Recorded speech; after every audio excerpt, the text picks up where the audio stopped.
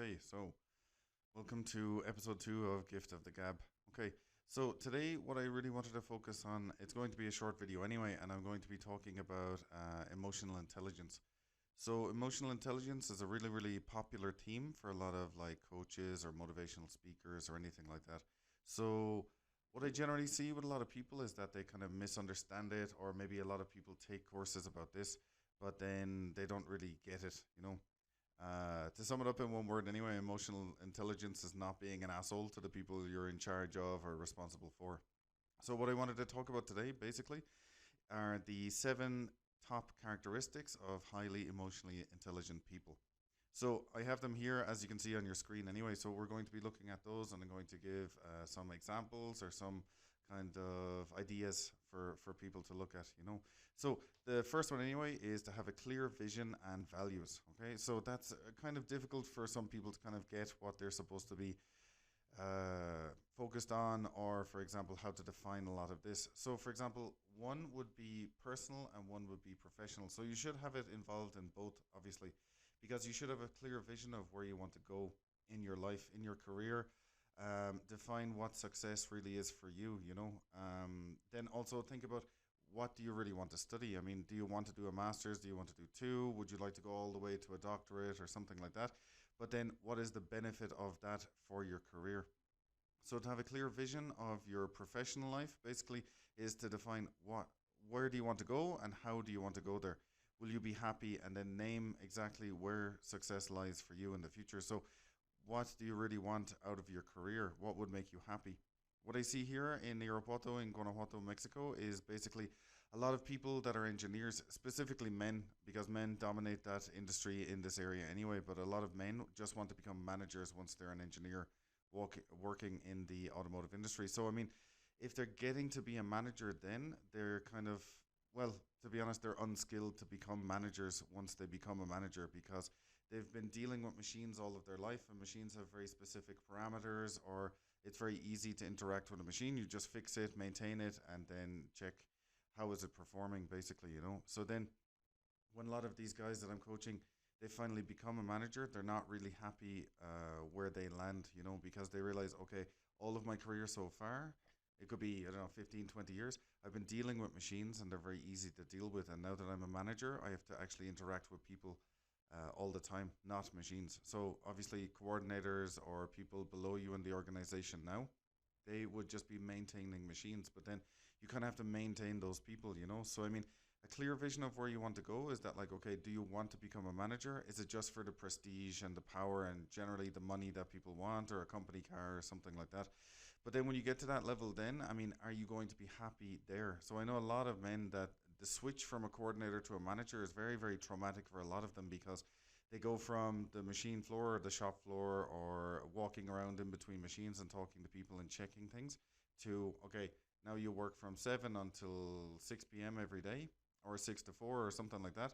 And from maybe the first hour you have to check a few pendings in your emails or something like that, get a coffee, talk to your team. After that, then maybe from 8 a.m. to 2 p.m., you're basically one meeting after another. And a lot of people find it very, very tedious. But I think the money kind of maintains them there. So that's a good example to think, is that, like, okay, where do you really want to go in your professional career? And then what's your motivation behind that? Then why do you want to become a manager in the automotive industry?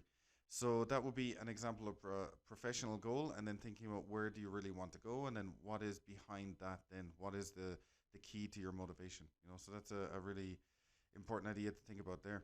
Also, with your personal life, then you have to think about, okay, am I happy where I am? Am I happy with my family and my wife, my kids, my mortgage, my car, everything like that? Because a lot of people really aren't. A lot of young men, when they're around 22, they get locked into a lot of the societal traps that are kind of given to them as their only option. So a lot of men, by the time they're around 22, when they finish university here, they've been in a long-term relationship, then maybe somebody gets pregnant or their girlfriend starts talking about getting married or something like this. And then 8 years go by, they're turning 30 and they've had maybe two kids, they have two car payments, two private schools, and then a mortgage then as well. So then they feel really, really trapped in their life and they don't know where to go from there. So then that obviously leads to a lot of social problems, for example, infidelity, or substance abuse, mainly alcohol and things like that. So I mean, you really have to think about your personal life then as well as that. Like, okay, what is success for you? Is success for you retiring when you're 60? Is it giving each kid a house when like you retire, and then when you die, the inheritance of each child then could be a house or a piece of land or something like that. So then where do you see yourself when you're 50? Where do you see yourself when you're 60? So to have that really like defined very, very well, that's basically two very good examples, one of personal and one of professional. And then you can break it down. If you don't want to think about your personal life, you can think about your professional life. So do you want like a green belt? Do you want a master's? And then how will that help you? Are you doing it to impress somebody else, or are you doing it really because you really want that information from it, you know? So the other one then obviously that ties into this are your values. So most of your values and morality and your education, like 99% comes from your parents anyway. So I mean obviously if your parents are working really, really hard every day, that'll rub off on you and kind of infect you then as well. So obviously then you'll grow up with those kinds of values. But obviously if you're growing up in a kind of a toxic or a dangerous environment then as well, 9 times out of 10 that's going to rub off on you as well, and you'll just repeat those very negative or toxic patterns in the future. So that's the thing then as well. What are your values? So I mean, how do you feel about these taboo subjects? So I'm recording this in February of 2023, and then next year we have the presidential election in both America and in Mexico. So I mean, that's obviously going to make the economy a little bit unstable. But during that campaign, they talk about the taboo subjects all the time, and they ask the candidates about their opinions. So how do you really feel about abortion?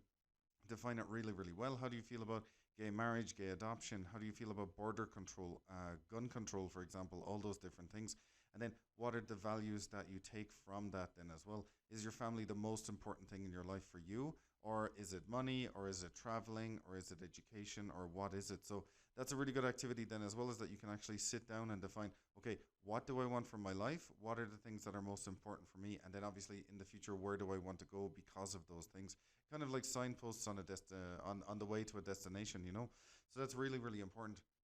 The second topic then is invest in self-awareness. Okay, so self-awareness is obviously checking the people around you and thinking more about that. We're going to talk more about your circle of friends at the last point, but obviously investing in your self-awareness means going to the gym, for exercising your body. Maybe not going on a diet, but at least like understanding food and understanding nutrition, trying to stop overeating or eating really, really heavy late at night. Obviously, I'm from Ireland, and obesity isn't a huge issue there, but obviously in Mexico and the United States of America, it's a big, big problem. In Ireland, it's more about like lots of pork and things like that that could like raise your cholesterol levels or something like this. So, I mean, when you're talking about investing in self awareness, you need to know the limits of your body, you need to know the limits of your mind then as well. So, I mean, fine a fitness regime and a diet plan, for example, or controlling what you eat or minding what you eat. But then after that, then, I mean, physical exercise or even just walking every day out in the sun or getting some fresh air or just like, getting out of your house for a shortened period of time, which was a big problem during the pandemic for a lot of people because they felt like they were trapped in their house. So that's the first one. And then the other one then is about your mind then as well, to keep your mind active and not just binge watch like 3 1 hour episodes on Netflix every single night. It's to make sure that you study to the level of your intelligence. Obviously, if you're really, really smart but you never do anything with it, it's kind of the same as being fantastic on the guitar and never playing in front of anybody, or being able to paint these beautiful pictures or paintings, sorry, and then never showing it to anybody. So obviously, you need to have that in your mind then as well, as that like you need to kind of feed your mind every day. So you need to be reading, you need to be watching like intelligent media. Obviously, some like kind of irreverent comedy or something like that is grand from time to time, but not 3 hours a day. Also, I mean, for me, I love video games, and I really don't think video games are negative, whereas like older people would. But definitely, some types of video games are very monotonous, and it's like the same thing over and over again. Or generally, like apps on phones where you kind of have to pay to advance in the game or something like this, you know. So I mean, that's kind of an issue then as well, is that you should be playing like challenging games that will make you read, push you, think of strategy, that kind of thing then as well. But then also as well, you need to think about like if you're smarter than the level of your education, then you need to raise your education until it reaches the level of your intelligence. So obviously, if you think you're really intelligent but you kind of squandered that, that's similar to what I said before about having this great skill but never showing it to anybody. So I mean, you need to study to the level of your intelligence. So I mean, if you've put off going to university, you should go to university. And don't make excuses. There's always time to do it. Even if you have responsibilities in your life, or I don't know, children, or like really heavy payments or anything like that, you can always study online for free. So that's the thing then as well, is that like if you don't study until the level of your intelligence, you can become very bitter when you're older, and very, very angry and critical of the world, because obviously you don't get any recognition for that. And it's unfortunate to say, but obviously you need to have a certain level of education to advance in the world anyway.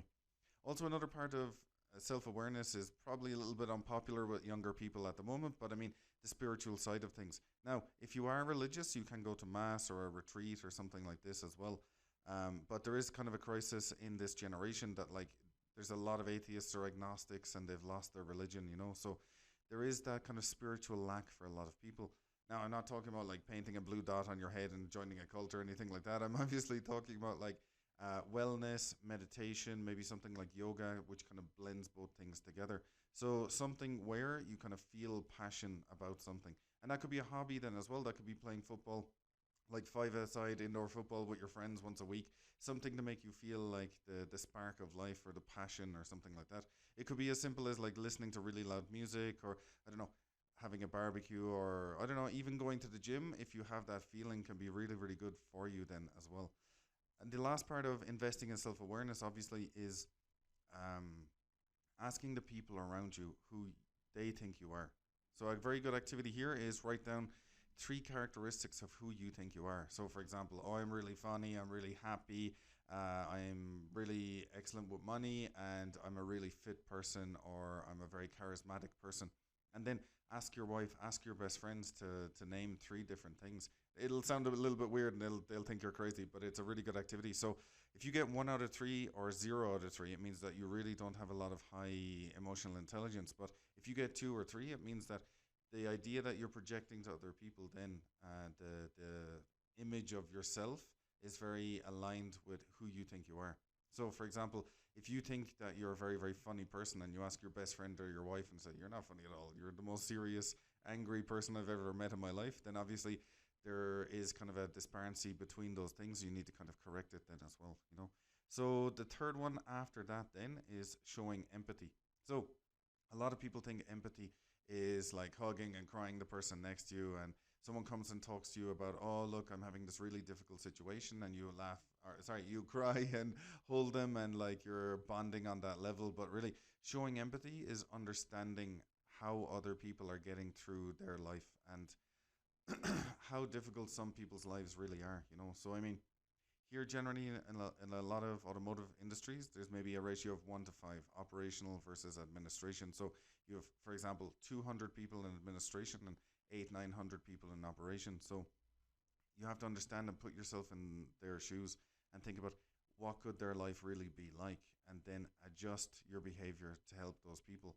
And it's not that you're helping them directly. It could be just as simple as saying hello to someone in the morning, or just treating them with some respect or something like that. But showing empathy is understanding, like, think about the most difficult part of your life, and imagine that that statistically could be happening to 3 different people every single day that you're in your company, or every time you're in your office. Is that everybody is carrying some big, big weight. Everybody is having problems. Everybody is having their own shit to deal with. That's the thing. So when you're showing empathy with other people, that's what it really means, is that everybody is having a very, very difficult time. And to kind of understand that, and then to kind of connect with people more, to be kind of softer with people then in general.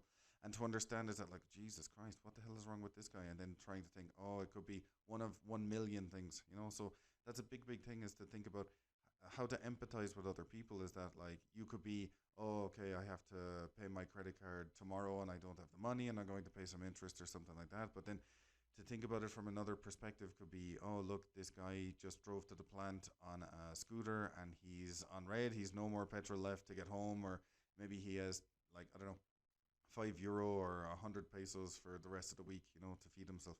So that kind of like conditioning your mind to think more about the other people, and then to think about the fact that whatever your problems are, it's not that they're more or less than other people's, that it's the exact same, as the context that really changes. So that's a really, really important issue that you need to think about, is that like, it doesn't matter if you're the director of a company, or else if you're a manager or a coordinator or an operator in a company. everybody's stress is exactly the same. It's just the context is very, very different. So I think that's a big, big point for a lot of people then, that they really need to think about that. And definitely as a manager, that's incredibly important. Yeah, is that to not fly off the handle, to not explode with your team or something like this. Because I mean, if you're doing that kind of thing, you're breaking a lot of trust. Now, I could start this podcast by explaining, oh, 75 or 85% of success of a manager is high emotional intelligence, but they're kind of empty statistics. Generally, as a manager as well, you don't want to be this Machiavellian kind of traditional boss inspiring by fear or money, because I mean, if you try and motivate somebody with fear, you lose all trust. You can't be the nicest guy Monday to Thursday, and then Friday morning you're screaming at everybody and giving out. And then with money, then as well, so one, sorry, if you motivate by fear, you lose trust. If you motivate by money, you lose loyalty. So I mean, here a big problem is that there's a shortage of operators and technicians in the automotive sector. So if one company will pay, I don't know, like €1 extra a week, like 200 pesos, everybody will leave and move to that company. So obviously then, if you're thinking like that, that, oh, I can just motivate my team with money, you're kind of like sowing the seed of your own destruction in the future. Because if money is the only motivation that a lot of people have, then I mean, you will not have them for a very, very long time. So the next one then is to be focused on the positive. So to be focused on the positive doesn't mean you're walking around like Mickey Mouse, really, really happy all the time and just smiling like a lunatic. Focused on the positive basically means, like, can you think of the worst thing that happened to you? Can you think of the worst thing of the pandemic for you? And think about what you really, really learned from that. So, for example, in my own context, I went from working all the time to being in my house a lot of the day. And I was still teaching and everything like that online, but to be in the house with my wife and my son and my three dogs and stress and all these different things, or Wi Fi problems because three people are now trying to use it at the same time. All of these different stresses, everybody went through the same kind of a thing or a very similar situation. So you have to think about what was the benefit or what was the best thing that came out of that. So I think the best thing for the pandemic for me was that I became a better husband and a better father. Really, is that like I got a lot of closer with my son, and we really, really improved our relationship a lot. So think about that. Think about the worst three things that have ever happened to you in your life, and think about what did you really learn from that. Now, I'm not a very religious person, obviously, but a lot of people say, oh, why is God doing this to me? So if you are religious, it's a really toxic and negative thing to say, oh, God, why are you doing this to me? Generally, the idea when something bad happens to you is to think about what are you supposed to learn from that situation, you know? And that's the healthiest way that I've found anyway to think about those things, is that like, okay, what am I supposed to learn from this really, really shitty situation, and what am I supposed to get out of it? You know, and I think that's a really, really easy example to explain to a lot of people. I really do. So another one then, number five then, is to be a great listener. So being a great listener doesn't literally just mean absorbing the sound. Okay, so the difference between like listening to someone and hearing what they're trying to say. So obviously, if you're a great listener as a manager anyway, you're able to hear what's going on in the background of what someone says. So for example, if your right hand, your coordinator in your team or something like that is telling you like 3 days a week, oh, I'm so tired, try and extrapolate the meaning behind that. Like, what is making him tired? Why is he so tired? Is he tired of his job? Is he tired of his life? What? So for example, if we take this, we say, oh, I'm so tired. Okay, why is he tired? Okay, maybe he's drinking too much because he's really stressed or depressed. Maybe he's having problems in his family. Maybe he's having problems with his kid or like his wife, or maybe he's on the brink of divorce, maybe something like this. So if you're a great listener, you're able to kind of think about what's behind people's words. That's what really high emotional intelligence is about. And really, what I would really recommend is to read the original book, Emotional Intelligence by Daniel Goldman, or Focus as well, which is his later book, which is all about like prioritization and time management and everything like that. Two really excellent books. But anyway, going back to this, if your coordinator is telling you, oh, I'm really tired or something like this, maybe he's staying up late every night watching TV just to zone out or to escape. And maybe it's because he's really not happy in his job, or for example, he can't sleep because he's so stressed. Maybe he's really overweight and he never does exercise, or he eats really shitty food and he feels kind of like hungover from that food, you know, which can definitely happen. So to be a great listener, you need to think about this and take it with a grain of salt then as well. Is that if you're a really great listener, you can kind of, you can hear what somebody is really trying to transmit to you, you know, and then, yeah, and try and work on it like that, because I mean, it is a skill, definitely. And I mean, all of these things are skills. So I would really recommend to start thinking about the interactions that you have with other people in your job and in your personal life, in your family. Is that like, look how they're holding themselves, look how they're acting, look what they're saying. Are they using hyperbole or like really dramatic, extreme language? Are they a victim? Are they a narcissist? Are they really putting themselves down all the time? And really listen to the meaning of what's coming from their words, because I mean, really, words form your reality. So if you're using really dramatic language, you're going to react in a very dramatic way. If you're using really aggressive language, the entire world is going to be aggressive around you. So kind of think about that then, and choose your words very wisely then as well, because obviously if someone's giving you the attention to open up to you and to be very very open, they want to hear what you have to say. But obviously, to be empathic and to be a great listener doesn't mean to be competitive. It's not like, oh, I had a terrible weekend, oh, wait till you hear about my weekend, it was even worse than yours, because that's not nice. I mean, if someone's opening up to you, they trust you a lot, and it's not to be competitive. It's not like, oh, I'm going to talk to John and see how shit his weekend was, because how shit his weekend was because my weekend was terrible. It's not this competitive kind of a thing. They just want to be heard, and it's not tell me advice, give me advice, inform me. You're not a Jedi, for example, or a guru. So I mean, a lot of people get confused about that when people are vomiting up this really personal, important information to you. They don't want you to give them advice. They just want to get it out of them, like releasing a valve or something like that. So that's another one that can be very, very important. Another one then is stress resilient. So resilient is different than resistant. So resistant is like a shield. You just push it all away and you don't even acknowledge that you're stressed. Stress resilient, it really means that you can take stress and keep going. That's what really stress resilient means. To think about stress resilience is really the fact that you can support the stress of your daily life, and to be careful then as well about your decisions with money, with time, anything like that, and don't make foolish decisions that you can't really support or even stand that you did it in the future. So just be very very careful about your actions. And then to be stress resilient really means that you can stand up every morning and say, okay, let's go do this, and like, I mean, I have stuff to do and I'm going to do it and no one's going to stop me. And that's really really important to think about. That is that, like, it's not ignoring all of your stress and pushing it over to one side or taking it out on someone else. It's carrying it inside yourself. And definitely physical exercise will help that a lot, and maybe a massage every couple of months or something like this, but obviously everybody is under the same amount of stress, like we said before. So I mean, to be more empathic about it and to think like, oh look, his day is really difficult as well, imagine the stress that he has in his life. And to be really how do you say, in tune, or to connect with other people even without them knowing, and you don't even need to say it, but to kind of to think about, okay, imagine the stress in his life, and not to be competitive saying, oh, his life must be shit because mine is so good, or oh, if I have a little bit of stress, maybe his stress is less than mine, or even, oh, he must have a lot more stress than I am. It's all the same. So that's really what stress resilient really means, is like carrying your burden. Like they say, heavy hangs the crown. So that's the thing, is that, I mean, if you have a lot of success and responsibility, you should be happy about that then as well. I will talk about stress in more detail in another talk, obviously. This is just kind of like a run through of emotional intelligence. But when you're talking about highly emotionally intelligent people, that's what they are. They can support a lot of stress and just keep going and not let it kill them. And it should be a fire behind your back, not pulling you down.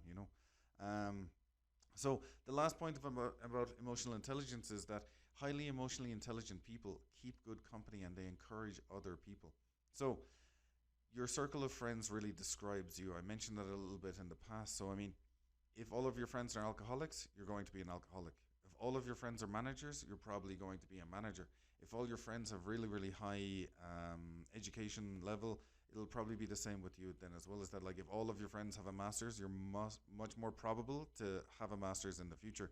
You need to be very careful about the people that you spend your time with. They can even be in your family and things like this.